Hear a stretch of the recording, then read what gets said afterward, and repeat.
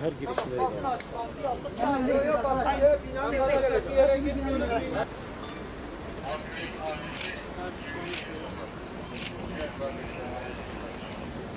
Selamünaleyküm.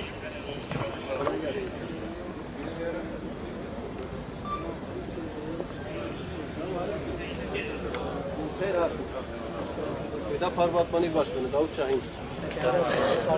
Bu vahatı. Amatör verip ne destek.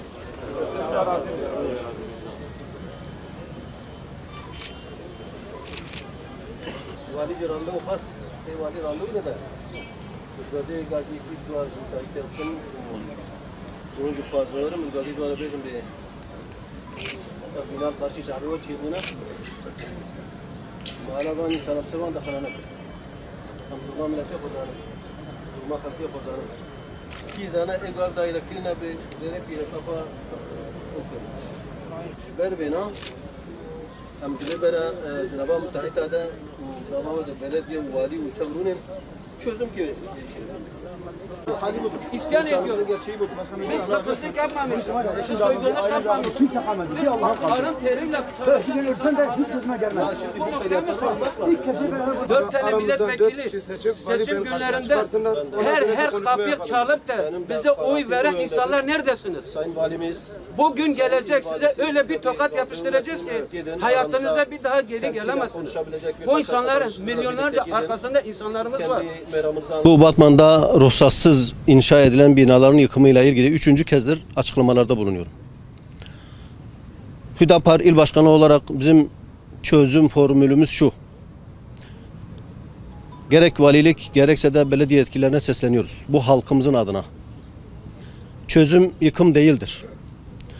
Nitekim bu binalar yapılırken belediyenin yetkililerinin gözü önünde bu binalar yükseltilmiş. İlgili belediye birimleri gidip bu insanlara bir ceza kesmişler ve sonra bu binaların yapımına göz yummuşlar, müsaade etmişler. Ta ki bütün bu aşamalar bitirilip daire alıcılarının dairelerine yerleştirme noktasına gelene kadar bu böyle devam etmiş. Bir aşamadan sonra işte inceleme başlatıp bu binaların yıkım kararı alınmış.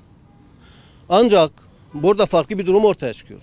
Sadece müteahhitleri ilgilendiren bir mesele olmaktan çıkmış. Hüdapar Batman İl Başkanlığı olarak biz ruhsatsız yapılaşmaya, kaçak yapılaşmaya karşıyız.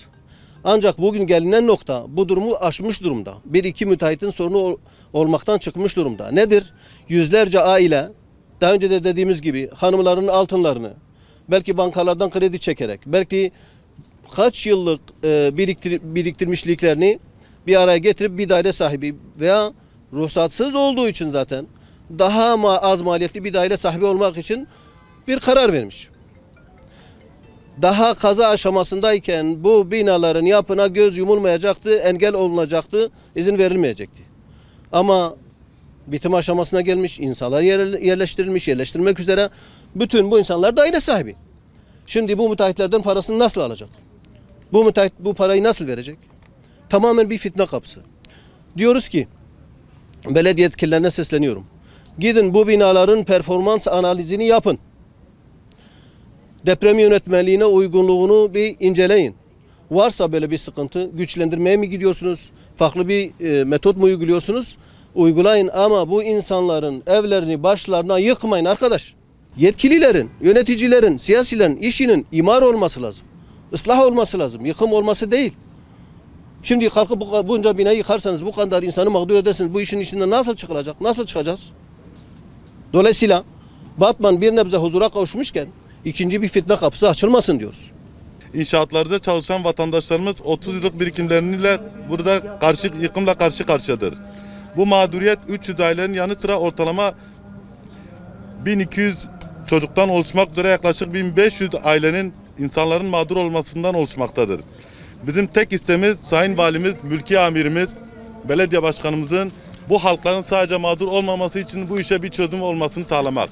Yanı sıra binalarımıza gelip kontrol yapsınlar, depreme dayanıklı testi yapsınlar. Binalarımız şayet eğer ki depreme dayanıklı değilse aykırı yapılmışsa yıkımı yapılacak ve hiç kimse bir tepki ve karşı koyulmayacaktır.